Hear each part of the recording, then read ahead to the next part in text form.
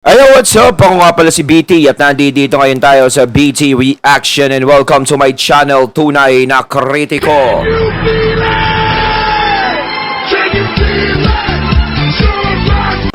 At meron tayong panonooring video ngayon. Ito po ay nagmula kay Ibang Klaseng Balita. Sa mga hindi pa po nakakabisita kay Ibang Klaseng Balita, bisita na po kayo mga katunay. At kung hindi pa kayo nakakapag-subscribe, subscribe na po kayo mga katunay kay Ibang Klaseng Balita. At syempre, huwag nyo rin po sana kalimutan na mag-subscribe dito sa channel ko sa Tunay na Kritiko. Sa mga hindi pa nakakapag-subscribe, and click the notification bell para maging updated po kayo sa mga reaction videos na aking ilalabas.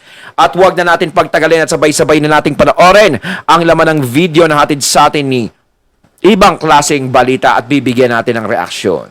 Pasok! Po. So ito ibabalita ko po sa inyo bago ko lang nasagap, okay? Ayon, bago natin simulan, syempre, nais ko nga palang magbigay ng credits dito sa mapapanood, sa mapapakinggan nating boses. Walang iba kundi kay Models of Manila. Sa mga hindi pa po nakakabisita sa channel ni Models of Manila, bisita na po kayo mga katunay. At kung hindi pa kayo nakakapag-subscribe, subscribe na din po kayo mga katunay kay Models of Manila. Ayan, balik tayo. Panibagong kaso na haharapin ang Tape Incorporated. Okay? Ito po hindi pa lumalabas sa news. Wala pang nakaka-pick up na media o vlogger. Wala pa ako nakikita. Okay? Ito po ay nalaman ko lang nung pumunta po ako sa TV5 na studio nung last Saturday dahil po dun sa Gimme 5 sumali po tayo and napakabait po sa amin nung pong mga staff doon ng TVJ Productions tas meron pong iba na naikwento ito pong nangyayaring sitwasyon na ito, okay? At hindi ko na lang sasabihin kung yung mga eksaktong pangalan nila and I would have to say kaya ako lang din po ilalabas ito ay para po may ayos po sana kaagad, okay? So ito pong kaso na ito laban sa Tape Incorporated ay hindi po connected pagdating po sa Itbulaga na pangalan. Okay? Wala pong kinalaman ito sa Itbulaga na pangalan. Ito po ay something between Tape Incorporated at yung mga dating empleyado nila na lumipat na sa TVJ Productions, sa TV5. Okay?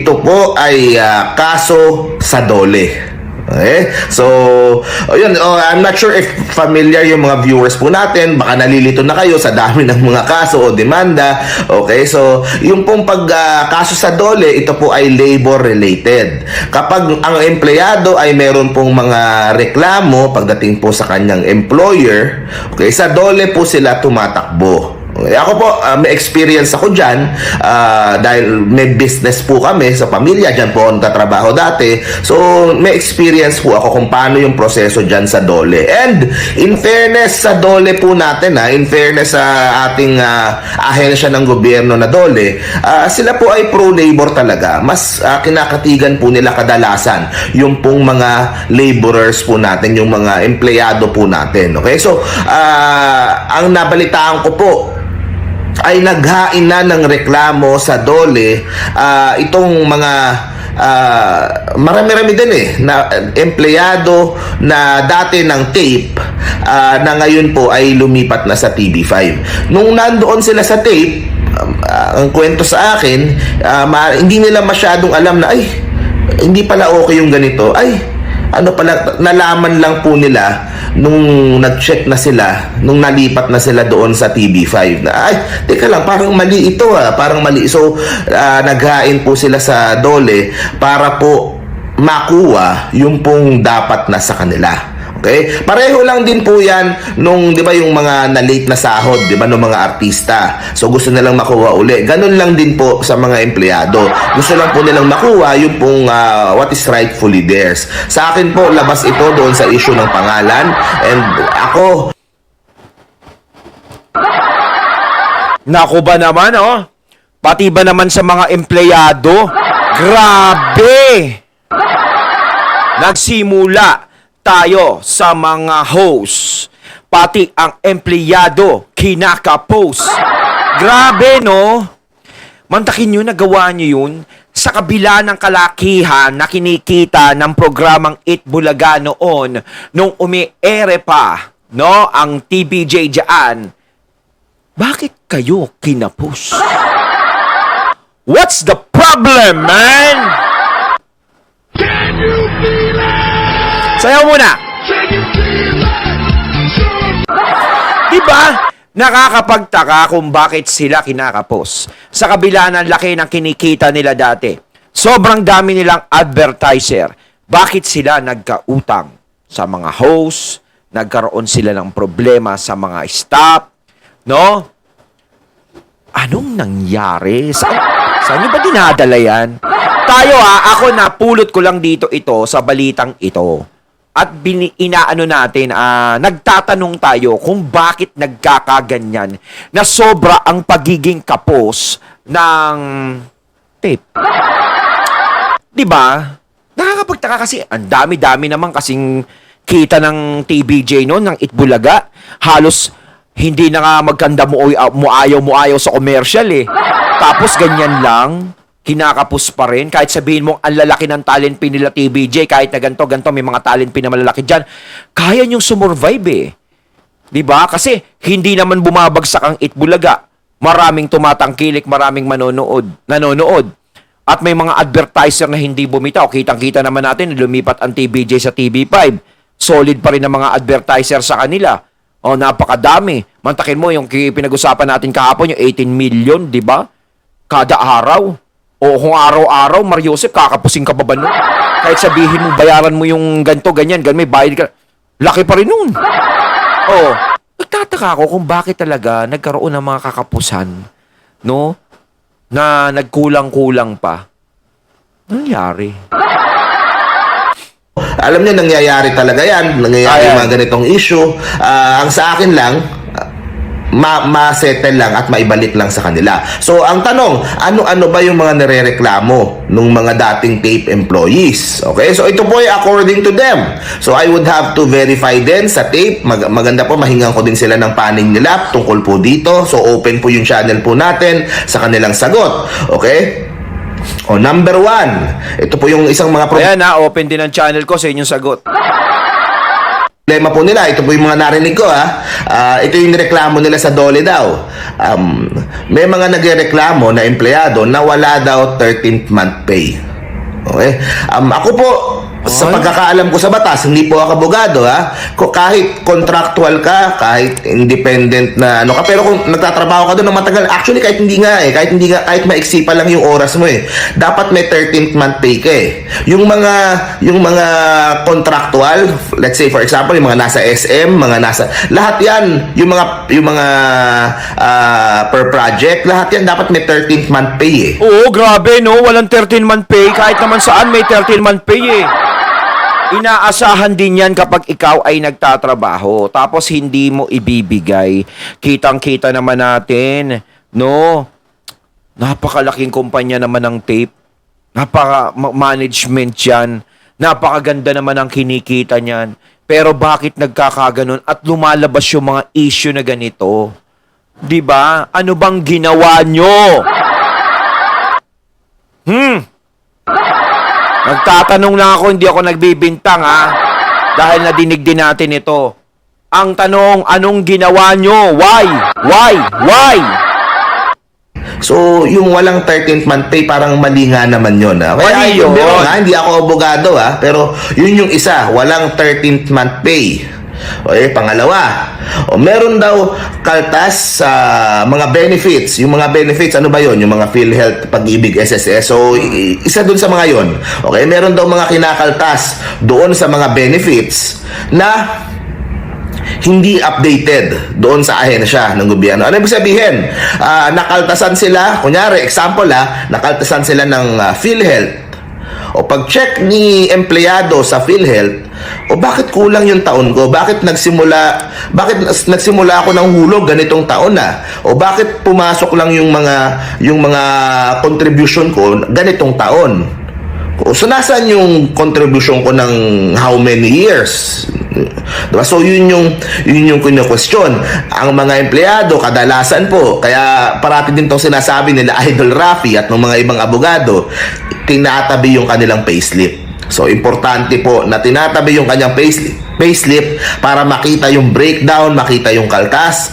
Kapag nag-check na doon sa ahensya, 'di ba? Dapat na ihulog. Kaya mo nga kinaltas eh.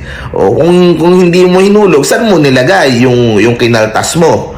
O, so maling-mali po 'yun sa batas. Kung totoo yung pong narinig ko na sinabi. Okay? Like I said, ito po ay mga nireklamo po nila sa DOLE. Siyempre, DOLE po ang magsasabi kung ano po ang tama, ano po ang dapat sundin. Dapat talaga sagutin nila yan.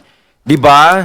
Mantakin mo, ikaw nagtatrabaho ka dyan. Alam mo naman na kumikita yung programa na yan. Siyempre, kitang-kita naman ng mga staff yan na kumikita yung programa. Ang masama, kung magkakaroon ng problemang ganyan, tapos alam nila na hindi kumikita yung programa. Kumikita. Ngayon, saan napupunta yung para sa kanila? Tapos yung mga hinuhulog nila. Iba, walang hinulog na ganito, ganyan. Dapat sagutin yan ng tape. Diba? Dapat sinasagot nila yan. Hindi dapat nila binabaliwala yan. Kasi dyan na lumalabas yung mga issue talaga nila na nangyari na hindi naman natin akalain na ganyan pala ang naging problema noon pa. Simula nung isiniwalat ng TVJ yung malaking pagkakautang ng tape sa kanila. No? Sa Talent P ni Bossing Vic. Tapos sa iba pa. Tapos eto pa sa mga staff. Nagtataka ka lang, ang laki naman na kinikita ng programang to. Bakit nagkaganito? Lagi ba kayo nagsha-shopping? Kahit naman i-shopping mo yung ganong kalaking pera, hindi mo pala mauubos. Hindi, nilalagyan lang natin ng katatawanan. Pero kahit di nakakatawa. Pero lang talaga, nakakadismaya. Parang lahat ng kaya pala ganun lang ang pinaghirapan ng TVJ, ganun-ganun na lang nilang parang baliwalain. Di ba? And may tiwala naman ako sa DOLE natin. Kasi sa experience ko sa DOLE at sa mga lahat ng narinig ko, talagang mas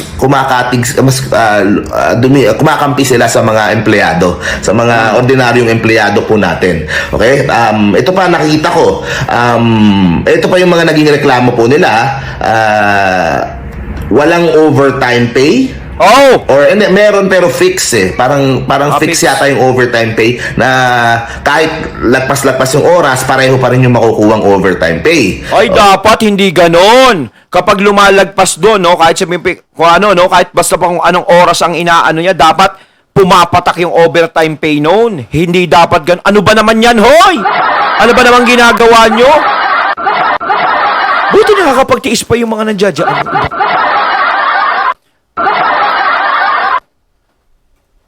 So medyo medyo questionable 'yon. Pangatlo, walang holiday. So ito ang medyo kasi kahit na contractual ka, kahit walang holiday, kahit dapat may holiday alam ko hindi pwede yung Kami nga nagba-vlog na lang may holiday pa eh. Hindi pwede. So example nung walang holiday? Example, kapag yung mga national holiday katulad ng Pasko, katulad ng yung mga mahal na araw, yung Good Friday, Holy Thursday, yun po ay mga national holiday. Pag walang pasok, may bayad ka pa rin dapat. Kapag pumasok ka, double pay ka dapat. So, may mga ganun. Wala yatang mga holiday benefits na ganun. Yun po yung isang irereklamo din sa DOLE. So, grabe naman sila sa kakuriputan. Baka sobrang yaman nyo naman. O siguro kaya ngayon parang sinasabi daw na lugi. Sabi chismis parang baliwala lang sa kanila. Siguro dami nilang pera. Grabe naman. Walang yung overtime pay, ganun lang.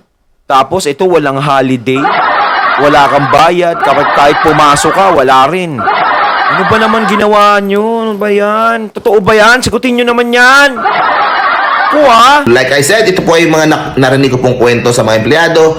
We are open sa side po ng tape kung ano po ang sasabihin po nila tungkol po dito.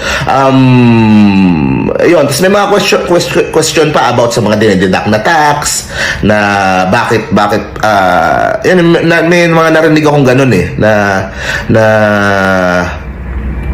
tapos yung pang issue sa regularization, yung mga ibang empleyado, ang tagal-tagal na, how many years na, halos isang dekada na, o lagpas man, or basta hindi na regularize. Pero kasi the thing is, sinabi ko din naman sa kanila, alam nyo, yung issue na yan, maski sa GMA 7, di ba? Matagal ng issue yan. Yung regularization of television employees. Di ba? Lalo na yung mga ordinaryong manggagawa na hindi naman malaki yung kita katulad ng mga artista. Di ba? So, matagal ng issue yan sa television. In fact, di ba, si MTRCB na nabanggit na naman yan. Yung problema sa regularization ng mga TV workers. So, yan isang issue, kumbaga, talagang masalimuot na issue din talaga yan na may mga kaso mo ngayon na dinidinig din tungkol dyan. Okay? So, yun po ang aking nabalitaan. Okay? Ang narinig ko, parang yung sa kasi nakailang punta na sila doon sa Dole. Inaayos naman. Yung sa parte yata ng tape ay parang hindi nila sineseryoso o wala silang balak makipag-ayos dito sa mga empleyado. Ewan ko dahil masama bang loob, dahil sumama sila sa TVJ o parang Sigurado masama loob. Parang lalo silang mahihirapan kunin niya, masama loob. Kaya dapat talaga pinarating na lang nila sa Dole para talaga makuha talaga kung ibibigay pa. Pero hindi talaga sila masyadong nagsasasagot. Yan ang problema sa kanila. Kaya hindi rin nila maidepensa yung sarili nila kung ano ba talaga yung nangyayari. Kaya patuloy na nakakarinig sila ng hindi maganda. Baka kaya sinasabi nila, bakit kami sasagot? Wala naman kaming kasalanan. Siguro hindi naman lalabas yung mga ganyan kung hindi naman sila nagsasabi ng totoo na nangyari sa kanila. Hindi naman sinasabing totoo, pero syempre ganyan, no? Grabe, hindi lang naman ata isa yung sinasabi ni Modus. Marami pa atang nagkaganyan na stop na ganyan. Walang balak makipag-settle o makipag-ayos. Yun po sa kampo ng tape. O sa akin naman po ito labas to sa issue ng pangalan ng Itbulaga, 'di ba? Kung saan ka man, kung ano man ang paniniwala mo doon, 'di ba? Iyan ay issue ng kanilang mga bossing. Okay? Wala yang direct na kinalaman sa kanila. Ito po ay direktong may kinalaman sa mga empleyado po ng tape. Nang pag-alis po nila sa tape, nakita po nila parang may kulang. Ito po, hindi naman po ito parang artista na milyon-milyon ang sinasahod. Di ba? Ito po ay mga ordinaryong manggagawa na may mga pamilya na sinusuportahan. So sa akin po, kung ano man yan, sana po maisettle, maiayos. Kung mas maaga maibibigay, mas maganda po kasi pinagtrabahuhan naman nila yan, ibigay po kung ano po yung dapat sa kanila. Okay, Ayon, at ating natunghayan ang video na nagmula kay Ibang Klaseng Balita at syempre natunghayan din natin ang boses na yon na nagmula kay Models of Manila. Tama nga naman, pinaghirapan nila lahat yan, kailangan ibigay sa kanila yan. Kahit sabihin natin na may tampo ang tape sa kanila dahil lumipat sila sa TV5, sumama sila sa TVJ, hindi dapat nila pairalin yun. Dahil kahit anong mangyari, pinagtrabahuhan nila yung naiwan nilang pera dyan at dapat mapasa kanila yun. At yun ang dapat nilang ipaglaban. Kayo mga katunay, na masasabi nyo tungkol dito. So once again, I'm BT and I'm out. Peace.